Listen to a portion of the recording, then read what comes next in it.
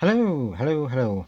Today I am going to be talking about a movie which I have to say kind of slipped under my radar a little bit. It wasn't one of them that I really thought about when it came out. And it came out last year, 2021, but it wasn't one that I really honed in on, if you know what I mean.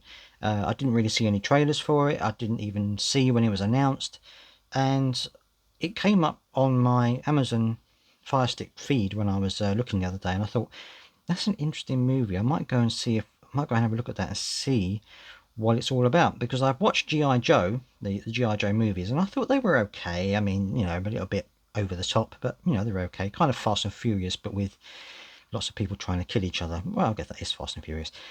But I thought this time what I would do is I would take a look at this. This is a GI Joe Origins movie, and it's called Snake Eyes, and it's about a character who is a kind of part ninja, part secret agent kind of thing.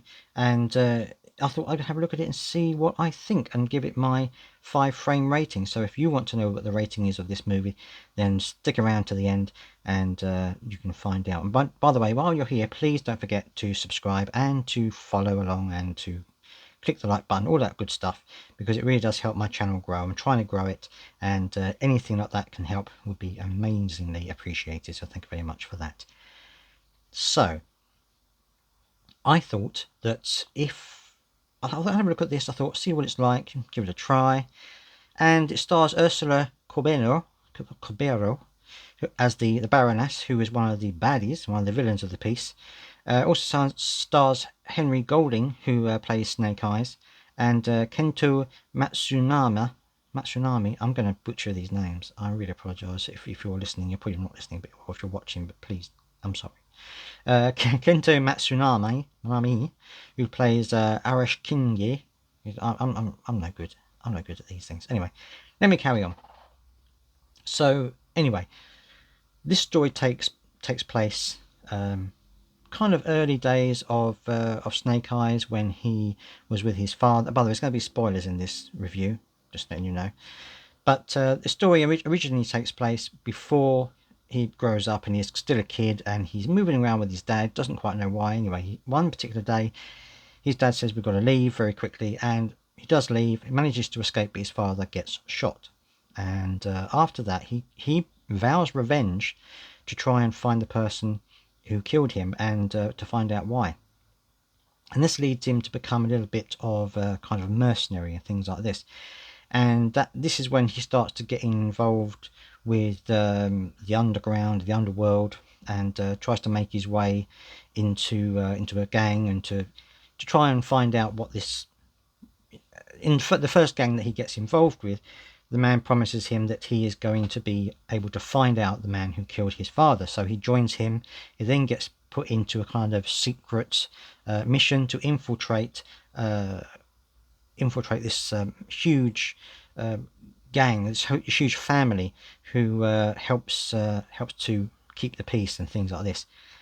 And so he manages to infiltrate them and to trick them into thinking that he actually wants to be part of their group, and that he wants to take these 3 challenges, which are designed to show that he is genuinely able to be one of these groups.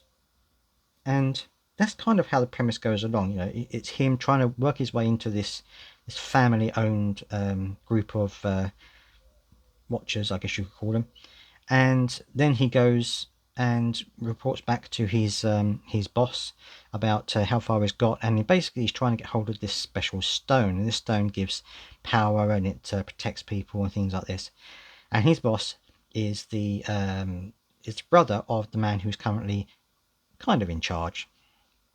And so it's a bit of a brotherly confrontation thing going on, and he wants to try and get the stone so that he can destroy the family, the whole family religion, not religion, the whole family group, and take over. That's basically the premise of it. And we follow Snake Eyes in this journey, and during the journey he kind of realizes that he's on the wrong side and that he should be fighting with the family. But it's all about betrayal and things like this, and kind of going on.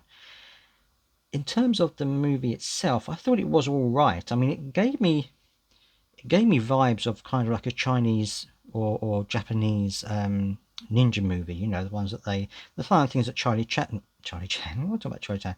The kind of things that that used to take place, you know, in the 70s and the 80s. The movies that were coming out of China and Japan at the time, and you know, it's really it reminded me a lot about that, to be honest. And I guess it's probably because the way it's shot, you know, in different locations, and obviously the cast is mainly Oriental, which is fantastic. It's what you want.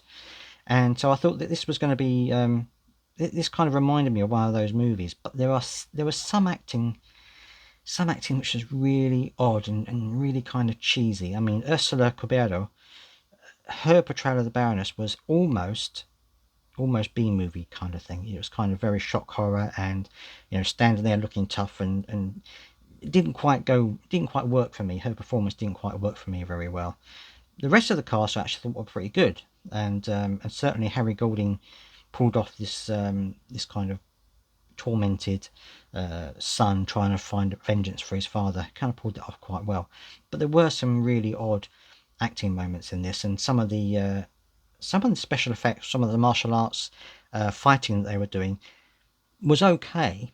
But I mean, I loved the movies from the 70s and the 80s with Jackie Chan and things like that in it, because you know, the fighting was you know, very real looking, and obviously it was very well choreographed. But I really enjoyed that kind of thing. I love that kind of, you know, choreography where it really looks as though something's actually going on, and people are actually in danger. In this movie, though, I felt that even though they were fighting, it didn't seem to me that they were really fighting. It felt like it was all a bit CGI, or a little bit, you know, a little bit too choreographed, and not really didn't really give me a feel of danger or anticipation towards it. Having said that, it's okay. I mean, it's not a movie that's going to win an Oscar, and it didn't. But it's a good family movie, I guess you could say. It's a 12 rated movie, so you know, your teenagers can go along and take a look at it.